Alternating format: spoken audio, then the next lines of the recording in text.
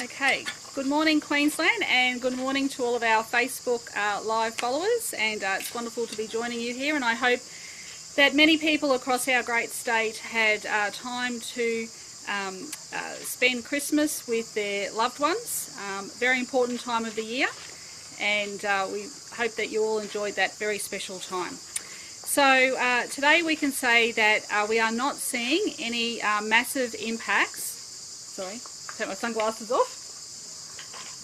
We are not seeing any massive impacts on our hospitals, which is really good news today, but we are monitoring this very closely. I just want to reassure Queenslanders that although we are seeing increase of cases, as we have expected, we've been planning for this, we are not seeing the impacts on our hospital system to date.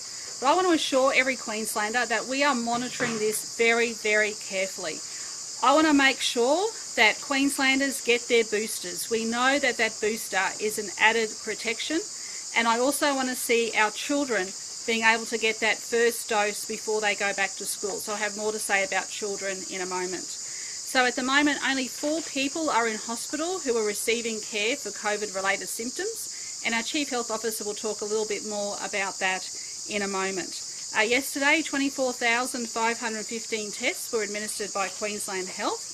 And of course, we haven't got any increases yet on our vaccination numbers across the nation, because I don't think the Commonwealth provided those statistics yesterday. So with, and we have 784 new cases. So we are expecting those case numbers to increase, but like I said, we are monitoring it very closely.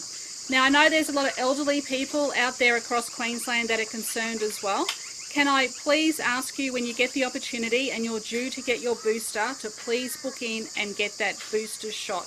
We know that's really, really important.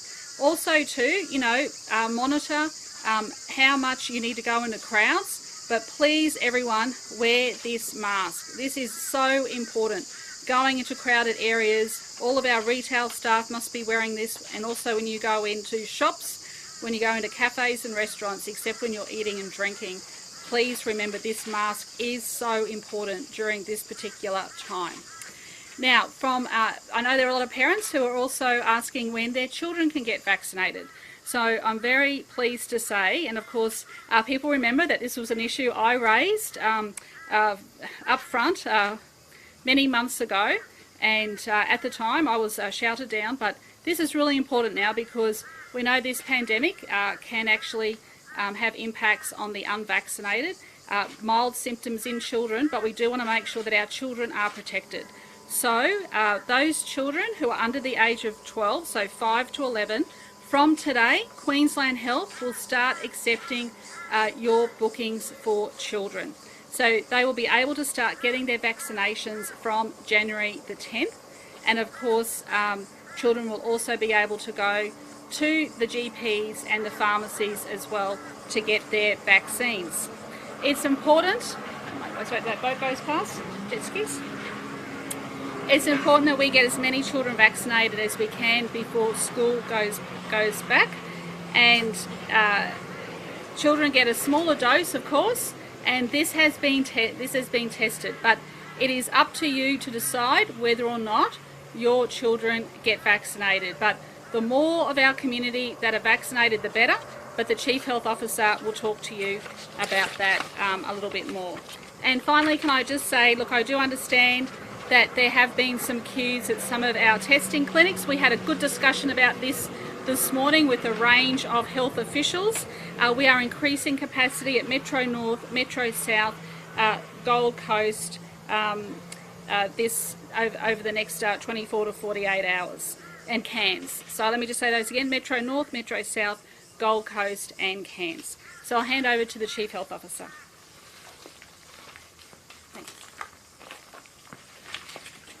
Thank you very much, Premier.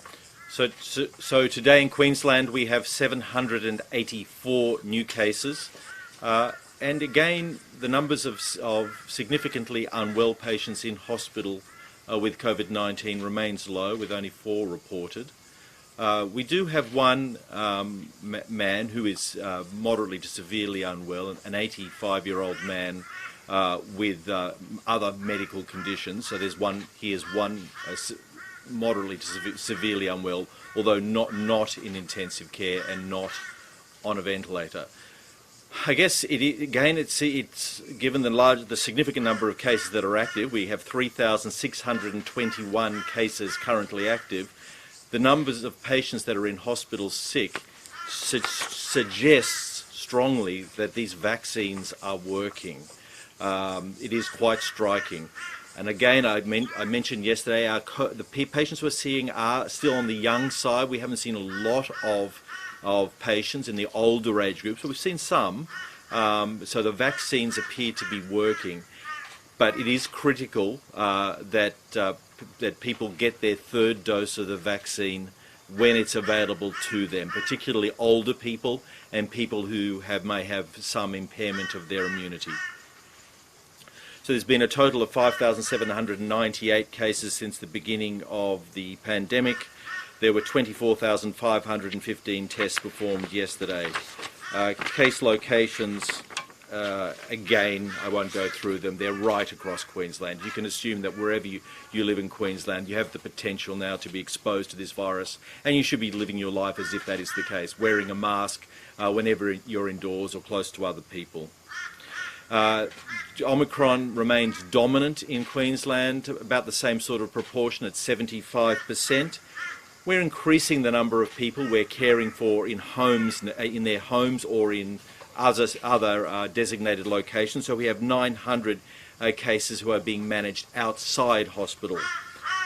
The number of cases in hospital is down to 68 at the moment, recalling that most of these people are not there because of symptoms related to COVID. And as the Premier mentioned, the vaccination data was not released by the Commonwealth in the last 24 hours. I'll hand back to the Premier. Thank you. Yep, thanks. Any questions? Premier, on the 7th of October, Queensland reached 50% vaccination. Are you concerned that the other 50% have been vaccinated since if we head towards 90%? Are going to have to wait that much longer for the booster shot, even though they've reduced the waiting time? Well, I think we're in a better position because people have had that second dose. Whereas in Europe, my understanding is there's been a long lag time between that second dose and getting the booster shot. So as long as people book in and get that booster shot, it's great to see that the Commonwealth has opened it up and lengthened the times for that to happen. But until you get your booster shot, the elderly need to be a little bit more cautious. So what I mean is please make sure you have that mask. And if you are going into crowded areas, just think about where you're going until you get that added booster shot. So we're going to be monitoring that very closely, especially between now and the end of January, where it's really important that our children get vaccinated and it's really important that our elderly get that added booster shot. Just on the PCR testing requirement, yes. A lot of people now not able to meet 72 hours because of delays interstate for the yes. testing regime. Still no appetite to move that forward on the state government's perspective, the rapid... Not until the 1st of January, and we're just working out how that can actually get administered. There's a lot of people coming here, but we put that roadmap out and everyone was very clear about that. We are looking very carefully at the day 5 test. We are doing some work about whether or not that could be a rapid antigen test. So we're just having some clarification on that. So we'll be able to update you that in the next 24 to 48 hours. Just to clear up some confusion, some people think if they've got the test, the 72-hour test, because they haven't got their result, they can't come to Queensland. Are they able to still come but isolate until they receive that result? We're looking at that. We would prefer them to have their test done before they board.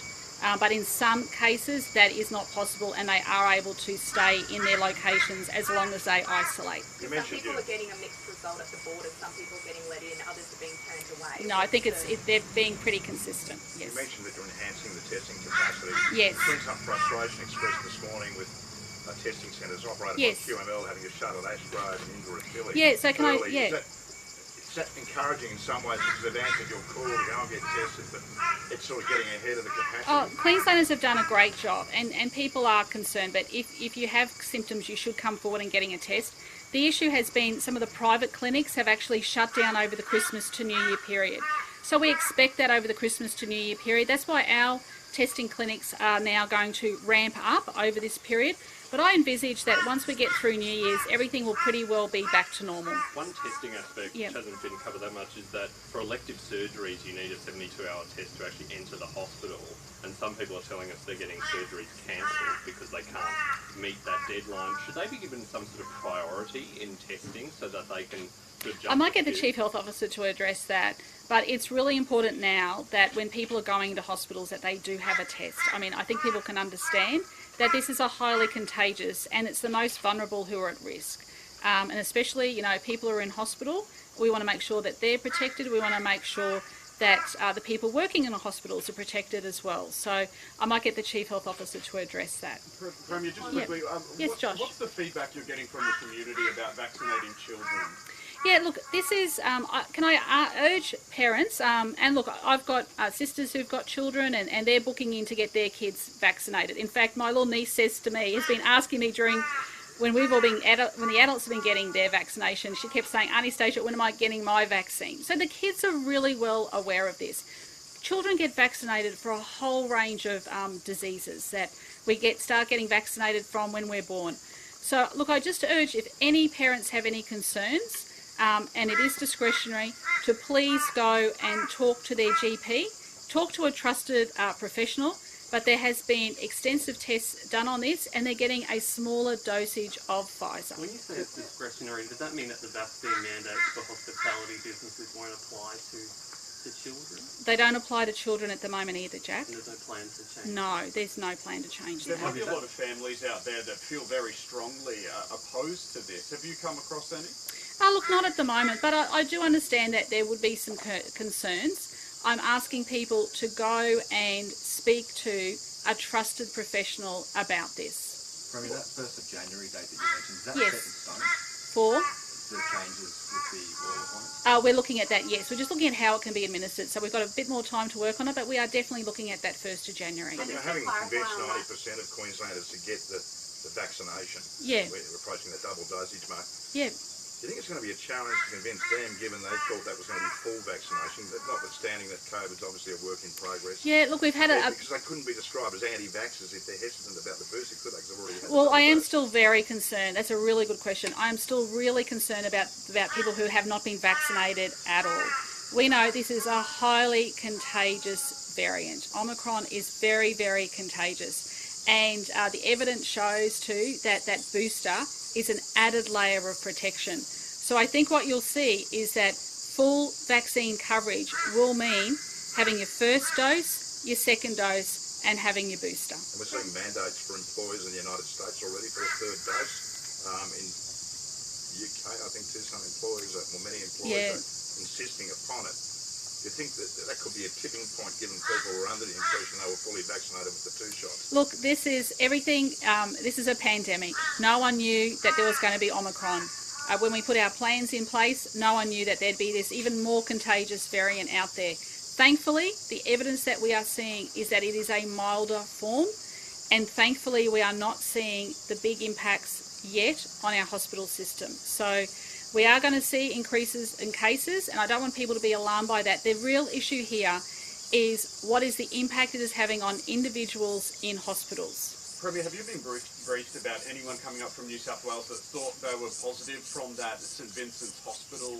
No, I haven't, Josh, but if there is any information, please let our health authorities know. Premier, just with the testing, Yes, Lydia? from January 1, there's going to be a move from PCR test to rapid antigen, but it could be brought forward soon after the day. No, what we're looking is that we might be looking at the day 5 test, making that move to a rapid antigen test in the next 24 to 48 hours. We're just working through some of those issues, but we're looking still at the 1st of January in relation to whether or not we can do the rapid antigen testing instead of the PCR. Given that, did the government underestimate the pressure that day 5 test would put on the system? I think no one estimated 400,000 people would apply to come to Queensland. Look, I've spoken to people, I had a good conversation with some people in Melbourne last night. No one is going into the city of Melbourne CBD. There are a lot of people who are coming from Melbourne, who are coming from Sydney, coming into Queensland. Queenslanders want it to be a safe environment, so these are the precautions that we put in place on our roadmap. Everybody knew when they booked a ticket to come here that they would have to adhere by having that PCR test. It was absolutely laid out in concrete. Now that we've had 400,000 border passes, we need to make sure that we are still protecting Queenslanders, but as the world is moving towards rapid antigen tests, it is something that we are closely looking at, and will be guided by the Chief Health That's Officer. 28,000 people a day, Premier. 28,000 Sorry? people a day coming in. The tests have been averaging around the 32,000 a day mark. Does that mean there's only 4,000 Queenslanders getting a test?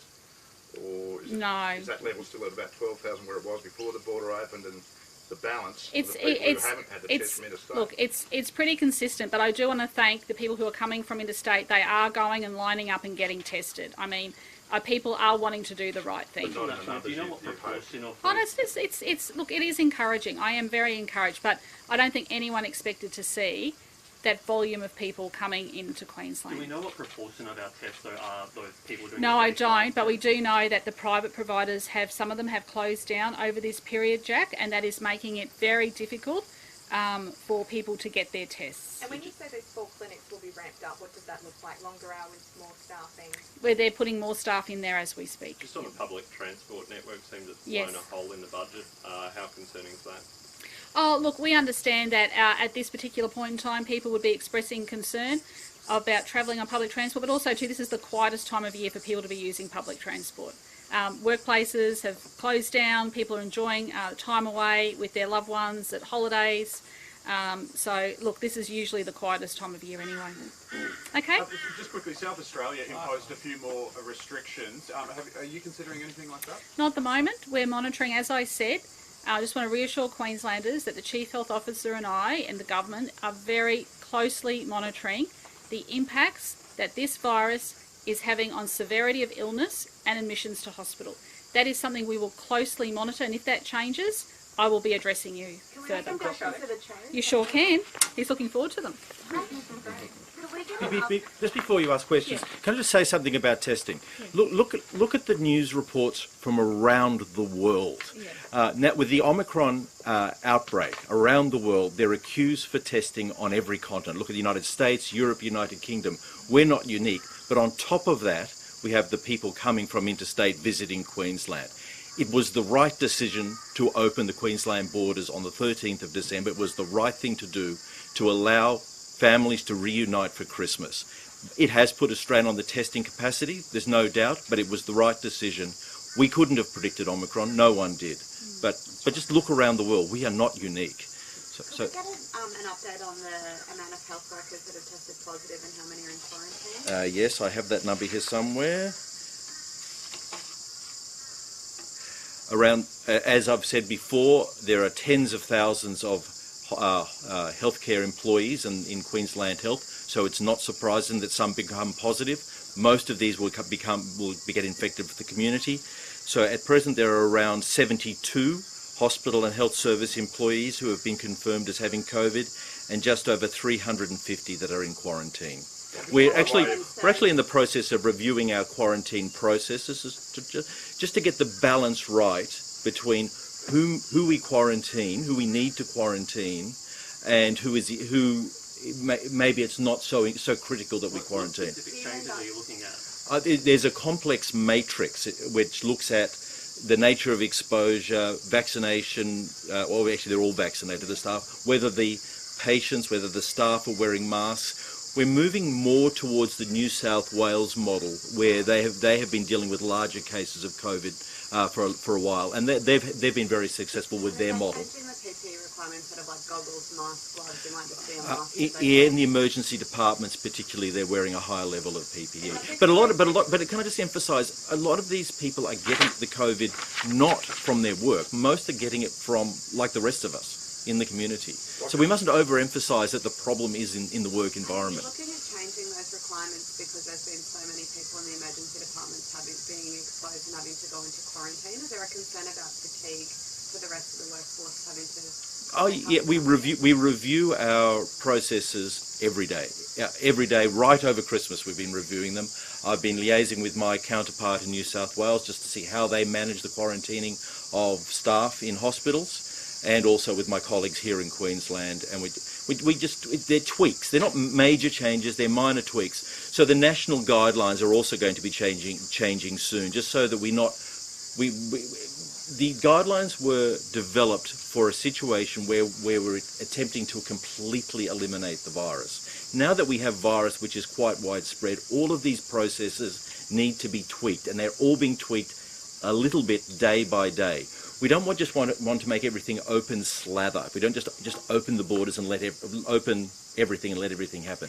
Every day we are discussing both with our colleagues here in Queensland and nationally how these measures can be tweaked gently and pulled back slowly to do it in such a way that we can deal with this pandemic as it arrives. So just on the question I was asking before of the Premier, should there be priority given to people who have elective surgeries booked for testing? Yeah, I'm not specifically. This is a 72-hour test. Certainly patients should not have their surgery cancelled because of a lack of a COVID test. So I would be very interested in the details of that specific case. They should not be having surgery cancelled for that purpose. Just to clarify, those quarantine requirements, they're only in relation to health people who... Yeah, there are specific measures. There are national guidelines on the specific measures for healthcare workers in the environment where they are seeing COVID patients, or if they see COVID patients, or if they have COVID acquired from the community. And these guidelines are continuously changing.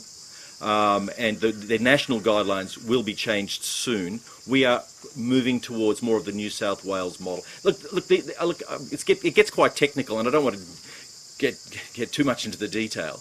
But there are minor tweaks in who has to stay off work, who doesn't, who gets tested, whether you have to stay off work when you get tested, depending on the nature of your exposure, whether you were wearing a mask at the time, whether that sort of thing. Doctor, further to the Premier's appeal for people to come forward if they've been double vaccinated to get the booster, and they may have some misgivings about the fact that they've already been double vaccinated. They're not anti-vax, but they think maybe the jury's still out on the effectiveness of the booster shot because of the ifs, buts and maybes. What would you say, just drawing upon your expertise in infectious diseases, to reassure them about what it contains and the protective agent and the risks? What would you say? Well, two things. First of all, my experience is that people are itching to get the booster.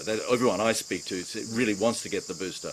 But secondly, we can see that when you get that third booster, the antibody levels rise dramatically. Not just a little bit, they rise dramatically. And immunity is greatly enhanced with the third dose. And side effects, what would you say to them if they're concerned about that? Well, similar sorts of side effects to what you might have experienced before, like a sore arm. Some people get a fever. If you haven't, the main side effect with the Pfizer and the Moderna vaccine, the main serious side effect was the anaphylaxis, the allergy. If you haven't had anaphylaxis to the previous doses, you won't have it with the Given third. Omicron's relatively recent arrival, do you think the longitudinal scrutiny of its treatment is good enough at this point to reassure people that the third shot's going to work? We get more information every day. There is increasing data in the real world that the vaccine is effective. Certainly in the laboratory, when you take the blood of people who've had the third dose, it neutralises that virus extremely effectively, and that correlates very well with the real world. How many doctors and nurses at the Sunshine Coast Hospital now have COVID? I don't have that specific number, I'm sorry. The Premier said at the start of the press conference that there's been no massive impacts on the state's public hospitals given the increase in cases. No. Has there been some impact on patient care and emergency level? Not that has been specifically reported to me. Obviously not that it's been specifically reported to me. No. With the PCR testing requirements, we are still having people at the border. They've got the test, they still don't have their results. Some people are being let into Queensland, others aren't. What is the rule? The police are using a degree of discretion, is the general principle. So some people are being let in and others are being turned away? Is this recent information you have?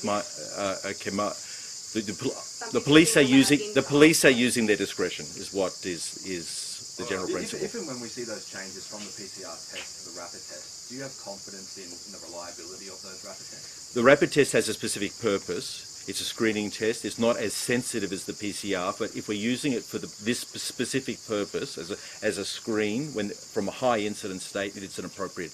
It's still being reviewed by AHPPC, but I support it, and it will be an appropriate test. What criteria are police using discretion? Because that doesn't seem entirely fair. It's up to the police. Yeah, No, we've I had understand. we've had the last No, I understand that, but what criteria are police? Go and ask the police. Well, the police aren't here for me. I'll answer this. No. The police are entitled to use their discretion. But on what basis? Well, you'll have to ask the police. But They they're not here. administer it. That's right. So you'll have to ask the police. Well, Okay? but- I'm not the but- police. But you seem aware of what's happening. Because they use their discretion. But on Okay? what basis? Go and ask them. All right. Thank you. Gotta go. Thank you. Thanks, everyone. Thank you for coming out.